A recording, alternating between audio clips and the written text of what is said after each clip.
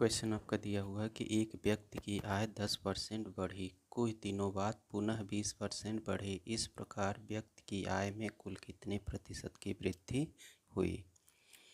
तो इसमें कह रहा है कि एक व्यक्ति की आय पहले 10% बढ़ी, तो व्यक्ति की जो भी आय होगी वह अपने आप में 100% होगी।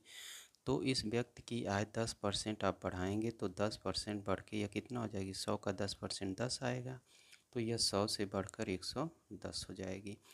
आगे कह रहा है कि कुछ दिनों बाद पुनः 20% बढ़ी, अब फिर 110 रुपये हुई थी, पुनः इसकी जो आय है, इनकम है, 20% फिर बढ़ गई। तो अब 110 का 20% निकालेंगे तो यहाँ पे देखिए 100 में वैल्यू जब निकालते हैं, 100 का जितना परसेंट निकालते हैं वैल्यू उसी के इक्वल आती है, लेकिन यहाँ पे 110 का 20% निकालना तो वैल्यू आपकी क्या आएगी, डिफरेंट आएगी, तो इसको अलग से आपको निकालना पड़ेगा। तो 110 का आप 20% निकाल लीजिए, तो 110 का 20% निकालेंगे तो परसेंट हटाएंगे तो यहाँ पे कितना हो जाएगा, 100, यह 0 0 कैंसिल कर लीजिए, 11 दूना 22, यानी 110 का 20% निकालेंगे तो यह 22 रुपये क्या होगी, बढ़ेगी। तो पहले 110 रुपये थी, अब यह बढ़कर कितना हो जाएगी, 22 रुपये बढ़ेगी, तो यह 110 से बढ़कर कितना हो जाएगी, 132 रुपये हो जाएगी। तो पहले व्यक्ति की आय 100 रुपये थी, 2 बार इंक्रीमेंट लगने के बाद इसकी जो आय है 100 से बढ़कर कितना हो गई, 132 रुपये हो गई। तो कितनी बढ़ी, 32 रुपये। तो उसकी आय में जो आपका वृद्धि होगा वह कितने परसेंट का हुआ। क्वेश्चन है कि एक कारखाने के उत्पादन में पहले 25% की वृद्धि हुई, परंतु कुछ दिनों बाद उत्पादन 15% कम हो गया। इस प्रकार कारखाने के उत्पादन में कितने प्रतिशत की कमी या वृद्धि हुई। तो जो आपका कारखाने का उत्पादन होगा अपने आप में 100% होगा शुरू में, तो यह 100, अब इसके उत्पादन में 25% की वृद्धि हो रही है, तो इसको 25% बढ़ा लीजिए, तो यह 100 से कितना हो जाएगा, 125। कुछ दिनों बाद इसके उत्पादन में 15% की कमी आ जाती है, तो इसको 15% घटा लीजिए, तो 125 का 15% निकालेंगे तो ये कितना आएगा, 125 का 15%।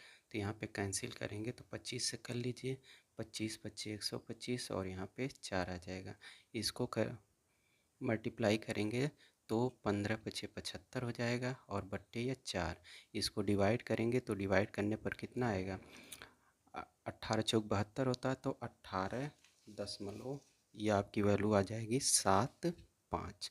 तो ये आपका डिवाइड करने पर यह कितना आ जाएगा, 18.75, यानी जब 15% घटाएंगे तो 125 का 15% या 18.75, तो 125 से इतना कम हो जाएगा, तो इसको माइनस कर लीजिए।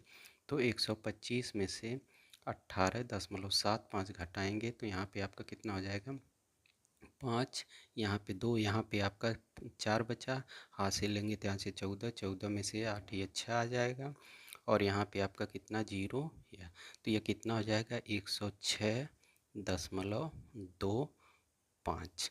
अब यहाँ पे देखिए इसकी आय कितनी थी, 100 थी, अब एक बार बढ़ी और एक बार कम हुई, तो यह 100 से अभी भी आपका यह दिखा रहा है कितना, 100 से जब 25% बढ़ा तो 125 हुआ, फिर 125 से 15% घटा तो 106.25 हुआ। तो यह अभी भी घटा कि बढ़ा, यह अभी भी बढ़ा हुआ है, कितना, यह 6.25। तो यह 6.25 अभी भी यह बढ़ा हुआ है, तो कारखाने के उत्पादन में कुल 6.25% की यह क्या होगी, वृद्धि होगी, क्योंकि अभी भी वैल्यू आपकी क्या है, बढ़ी है। तो 6.25 को आप ऐसे भी लिख सकते हैं कि जो आपका 6.25 होगा, इसको 25/4%। जब इसको हल करेंगे तो 6 चौको 24, यानी 6 सही 1/4%। तो 1/4 का मतलब क्या होता है, 0.25, और यहाँ पे 6। तो यह जो आपका कारखाने का ओवरऑल आपका उत्पादन होगा, उसमें आपका 6 सही 1/4% की वृद्धि होगी।